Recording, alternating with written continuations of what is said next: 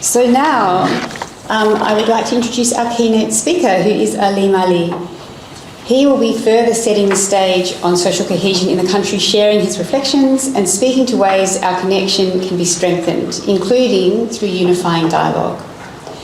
Aleem has spent more than 2.5 decades seeding and mentoring the development of leading initiatives and social enterprises that advance inclusion, belonging and justice for diverse communities. As the CEO of Welcoming Australia, Aleem is working with leaders and organisations across the country to cultivate a culture of welcome and advance communities where people of all backgrounds can belong, contribute and thrive. Please join me in welcoming Aleem.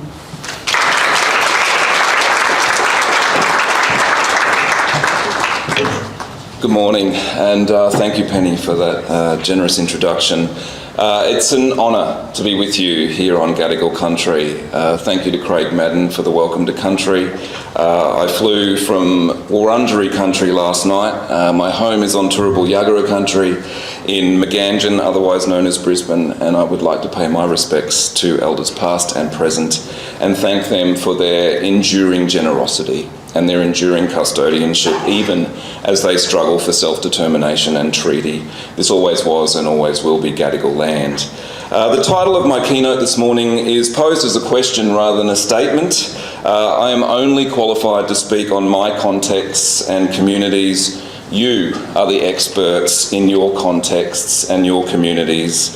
And as such, all I can really do, I think, is offer a few framing thoughts and ideas and maybe some curly questions to inform today's vital topic and conversations on the theme coming together around shared aspirations.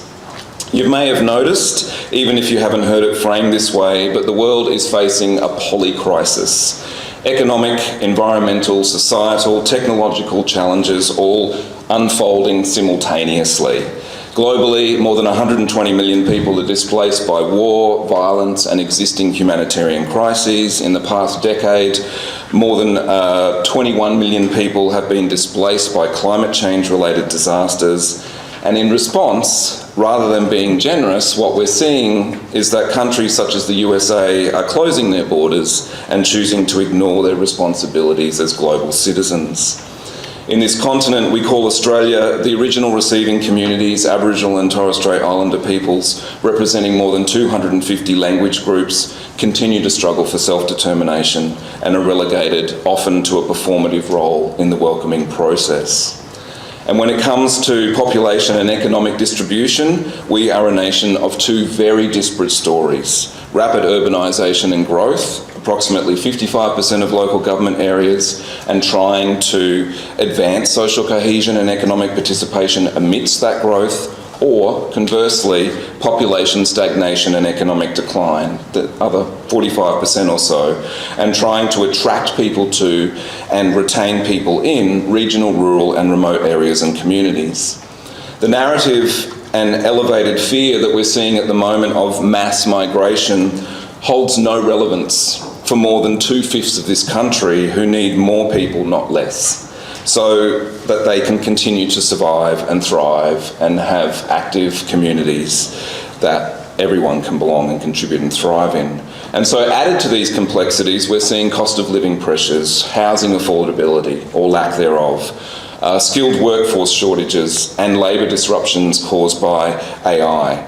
All of these challenges add further pressure to communities, to governments, to industries to try and adapt rapidly while ensuring that social cohesion, equity and sustainability and sustainable development continues for all people. This provocation from Dr. Kuthumi Gatwiri at the 2024 Welcoming Australia Symposium highlights one of the key challenges for advancing social cohesion. Changing, improving and advancing institutions and systems, receiving communities to embrace migrant communities, including skilled workers, international students and refugees, rather than exclude, malign or profiteer from them.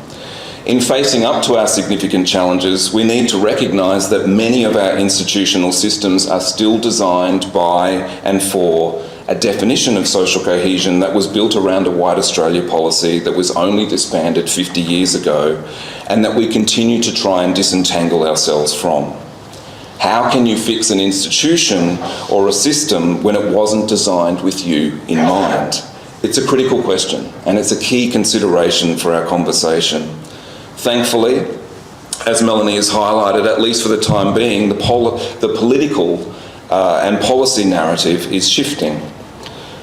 Language and labels inform and are informed by our ideas of community. Diversity has always been our reality in a nation that was colonised while ignoring and seeking to erase hundreds of First Nations. And even though we were federated on the basis of racial exclusion, today 50% of Australians are first or second generation migrants. We are diverse. We live in a multicultural society. Indeed, some communities are more multicultural than others, but this simple truth remains. We are collectively multicultural. In June this year, when establishing the newly formed Office for Multicultural Affairs, the Honourable Tony Burke MP said modern Australia and multicultural Australia are the same thing. The first Minister for Multicultural Affairs to be appointed to Cabinet, the Honourable Dr. Aleem Ali MP, stated, "Multiculturalism is not just about or for a section of our society. Each and every one of us belongs to an Australia that has been enriched by 65,000 years of First Nations culture and the successive stories, traditions and histories of those who have come across the seas." This is a growing narrative. It's still a rare narrative, but it's a growing narrative. And beyond these statements, in policy and practice, we still see that the language of diversity doesn't necessarily embrace this reality.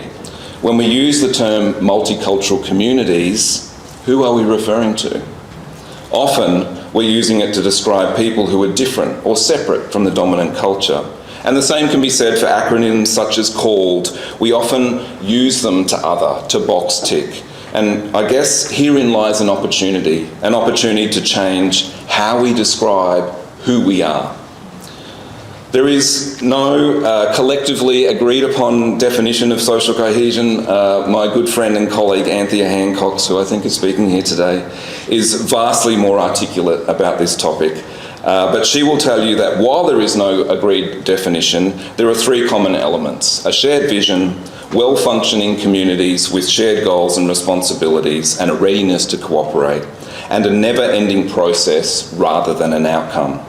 She will also tell you that it does not mean no conflict, no racism, no discrimination. It doesn't mean assimilation, or that any one group or entity is responsible for social cohesion or for threatening it. It doesn't mean our dynamics are the same as the US, the UK, Canada, Aotearoa or others. It doesn't mean touchy-feely programs, and it doesn't mean simply being nice to minority communities. And so in the absence of an agreed definition, I think that this draft co-designed definition from the Federal Government's Office for Social Cohesion is helpful. It's helpful to hold on to for this conversation and in our current context. And while, oops, I pressed a wrong button. Sorry. While our intention at Welcoming Australia is for everyone to find value and a sense of belonging, not everyone shares this desire. Some people want to minimise differences and return to homogeneity. I'm tediously familiar with the argument that pluralism and multiculturalism are a failed experiment in this country. The loudest critics are often members of the dominant culture who feel threatened by change. Their criticism is designed to be a self-fulfilling prophecy. They want to make things that were never that great for people who didn't look like them great again. It's a worldview in which difference is perceived as a threat. And in the face of complexity, nuance and perceived threats, we often default to binaries: us versus them, left versus right, progressive versus conservative, socialist versus capitalist, goodies versus baddies, Queensland versus New South Wales. It is a joke, you're allowed to laugh at that. Young versus old, woke versus deplorable. And when we default to binaries, we do so to the detriment of our communities and to social cohesion. I have zero expertise in US politics, none. But as an outsider looking in, the moment Hillary Clinton coined the term deplorables in the 2016 presidential election campaign to refer to a segment of Trump supporters, and that segment then embraced that term, I had a very clear sense that Clinton's campaign took a turn for the worst. In that moment, Hillary Clinton became a presidential nominee who was leaning into a binary rather than embracing the collective. Now, that logic does not apply to Trump's success, right? However, he used it as a wedge, and Clinton was no longer seen to be offering a distinct vision for all Americans, just some. Another binary or dichotomy is two different patterns of interacting with people, relational or transactional. They often overlap, but they prioritise very different things, and they show up differently in behaviour, expectations and outcomes. Both forms of interaction are valid. Both can be useful, but they serve very, very different purposes. Transactional interactions are common in markets, in contracts, in workplaces, in service delivery. They help maintain efficient and predictable systems. Relational interactions found in families and communities and many organisations that we work in build trust and resilience and long-term cooperation. Problems arise when these modes are mismatched. Treating people only transactionally when relational care is needed can lead to loneliness and resentment and exploitation. This framing was developed by our team at Welcoming Australia, who work specifically with community sports clubs. And it describes a relational approach to fostering welcoming and inclusive communities in a way that reflects the growing diversity of the communities that they're in and that they serve. And so what they know is that when people feel welcome, they will join. When they're included, they will stay. And when they have a sense of belonging, they will contribute. It's a very straightforward relational progression. There are segments of our society, though, that aren't received relationally. They're received transactionally. Skilled migrants, temporary workers, and international students, among others, aren't received in this frame. For these groups, we actually flip the relational progression on its head. And it looks a bit like this. Contribute first. You're here to pick our fruit, and to process our meat, and to drive our taxis, and to deliver our food, and to pay your fees. And then if you contribute, you can stay, but within very clear constraints that could change on a political whim. And only after you contribute and comply with the shifting requirements of your stay can you join. And even then, some segments of society will probably scapegoat you and won't think of or treat you like you belong. Now, this is a very harsh and simplistic way to frame that progression. But the truth is that transactional thinking is deeply embedded in many of our institutions and systems, and it's reflected in policy and practice, as well as in how we consider and develop solutions to our social and economic challenges. We're staring down some significant workforce shortages in the next decade and beyond in this country. Aged care, childcare, electrical trades, among many others, are predicted to experience shortages in the tens of thousands. The accepted approach to aged care is to outsource the care of our elderly to for-profit facilities. If that is the approach, then absolutely we need a transactional solution. If the approach is assumed, we don't take a step back to consider how we could change the model. We're not having a conversation about how we change our approach to aged care, we're just talking about how we resource it. We're socialised to think that this is just how it works. But what if it didn't need to? What if we could change the model? As I said at the outset, I'm not here to solve it this morning. I'm just posing the question, but it's a question worth considering. What if our solutions to aged care and some of the other massive problems that we're grappling with were less transactional and more relational? In a transactional, post-truth, closed border, billionaire-driven world, I would advocate that we just need a return to foundational principles. The inherent dignity of all humans appears to be contested. and it's inconsistently applied. When we consider the geopolitical crises across the globe, it's clear that some humans have more value than others. The Universal Declaration of Human Rights, adopted by the UN General Assembly more than 75 years ago in 1948, states that all human beings are born free and equal in dignity and rights without distinction of any kind, such as race, colour, sex, language, religion, political or other opinion, national or social origin, property, birth or other status. Furthermore, no distinction shall be made on the basis of the political, jurisdictional or international status of the country or territory to which a person belongs. Everyone has the right to life, liberty and security of person. Dignity. Dr. Kathomi Gatwiri is leading some exceptional work in this space, and I encourage you to find out more. You can go to racialdignity.com and describes her entire framework. Dignity should be inherent. Every human should be received and responded to with dignity. The second foundational principle that I would argue for is belonging for all. When we specify belonging for some and not all, then we instantly move into binaries and we rob our collective future. So if dignity and belonging are our foundational principles, then what are the values we bring to the application of those principles? We all carry assumptions. We all carry assumptions about the people around us, the way the world works, the way that the world should work. However, I learnt over time that it's essential to test our assumptions and set them aside wherever possible. For instance, my first and last names are Aleem Ali. They're Arabic. There are assumptions that people hold about that.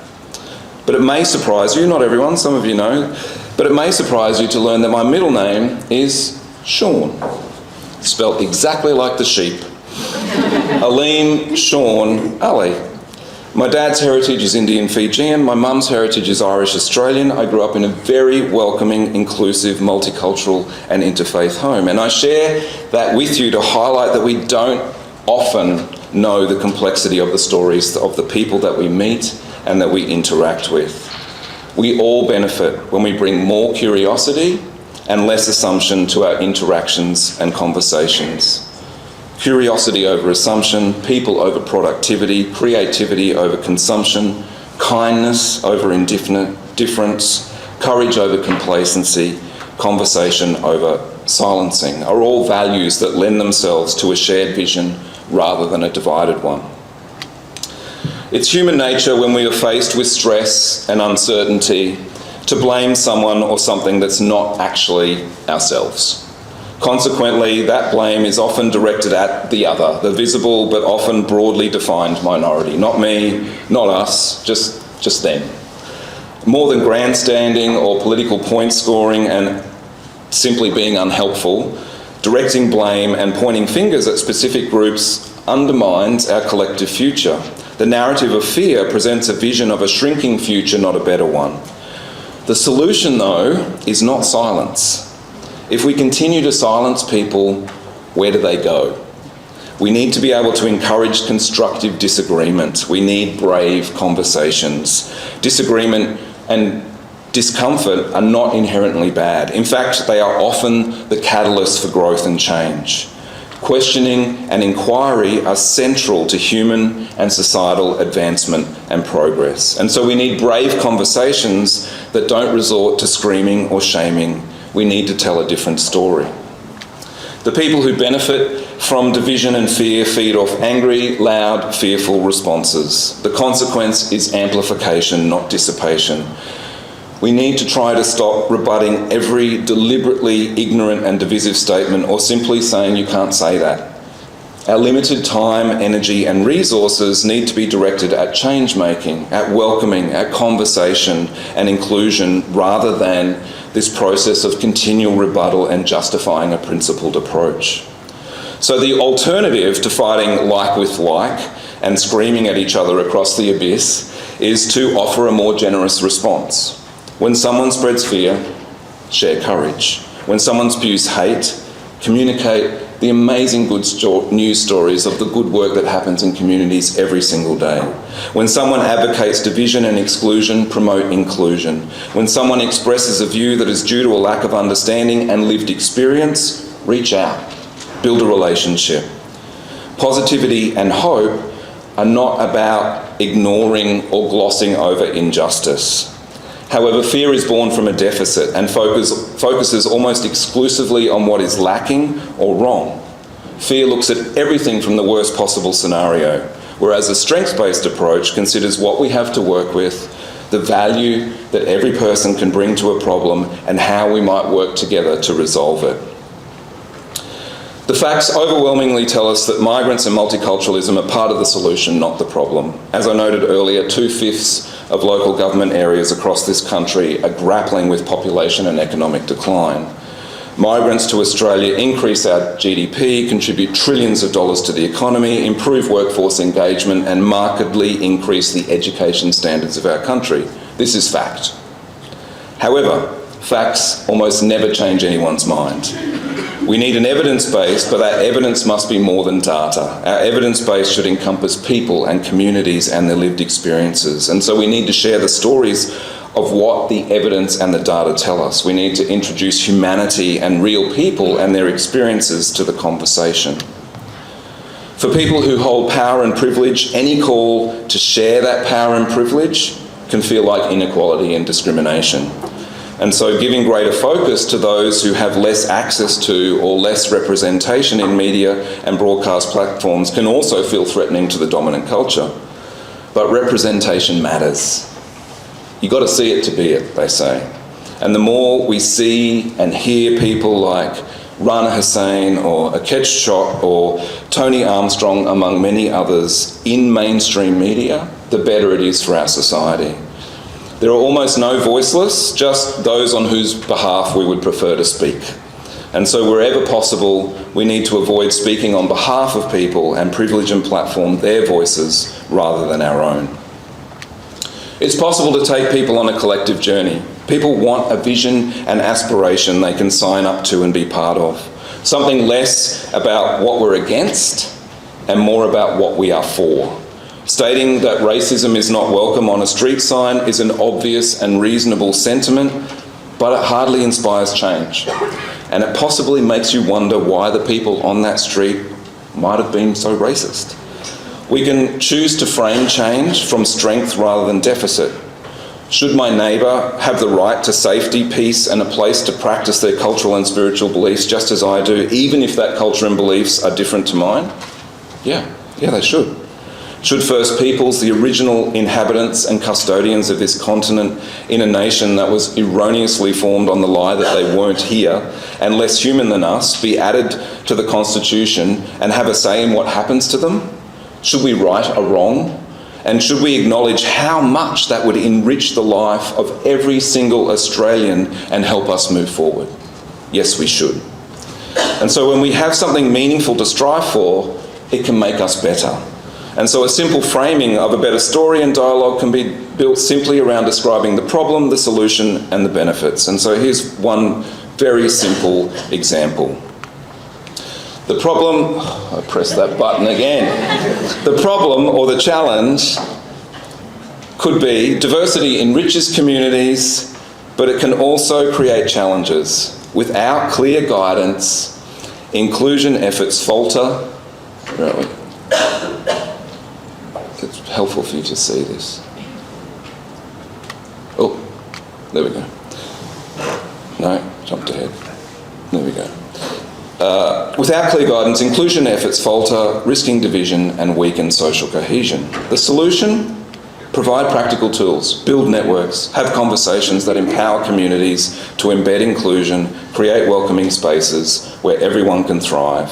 The benefits then are that welcoming cultures foster social connection, economic success and a positive reputation, ultimately making communities stronger and fairer for everyone. Ultimately, this work is most effective when acted locally. As I stated at the outset, you are the experts in your contexts and your communities. And so consequently, you are best placed to facilitate change wherever you are and wherever you have influence. And so we need to act locally. Social cohesion is not a destination. It's advanced through a collective commitment by people such as yourselves in communities every single day. And as John Fain said at the recent Australian Social Cohesion Summit, complacency is the most significant risk and enemy to social cohesion. Keeping the bigger picture and system in frame is also essential. You can have excellent program design, you can be active, principled, you can be well-resourced, but your impact and effectiveness can be limited if the system in which you operate is not open or responsive to what you are trying to achieve. And so the health of the system is a key component of success or failure. And as Professor Gatwiri notes, the system may not have been designed with you or your communities in mind. Two final thoughts and then a poem to close. Firstly, hope is found in the possible. Arnie Pat Anderson says any proposed social reform or change has to imagine a better future. What is the better future that we imagine? And will we be bold enough to enact it? My second thought is, and Craig Madden's touched on this, is that hope is also found in kindness. Kindness is our ultimate defence. If we can offer and respond with kindness, even in the face of fear, division and hate, then we've won the final fight. Palestinian-American author Naomi Shihab Nye ponders this reality far better than I ever could. And so to close, I share with you her poem titled Kindness. Before you know what kindness really is, you must lose things. Feel the future dissolve in a moment like salt in a weakened broth. What you held in your hand, what you counted and carefully saved, all this must go so you know how desolate the landscape can be between the regions of kindness. How you ride and ride thinking the bus will never stop, the passengers eating maize and chicken will stare out the window forever. Before you learn the tender gravity of kindness, you must travel where the man in a white poncho lies dead by the side of the road. You must see how this could be you. He too was someone who journeyed through the night with plans and the simple breath that kept him alive. Before you know kindness as the deepest thing inside, you must know sorrow as the other deepest thing. And you must wake up with sorrow. You must speak to it till your voice catches the thread of all sorrows and you see the size of the cloth. Then it is only kindness that makes sense anymore, only kindness that ties your shoes and sends you out into the day to gaze at bread, only kindness that raises its head from the crowd of the world to say, it is I you have been looking for, and then goes with you everywhere like a shadow or a friend. Thank you.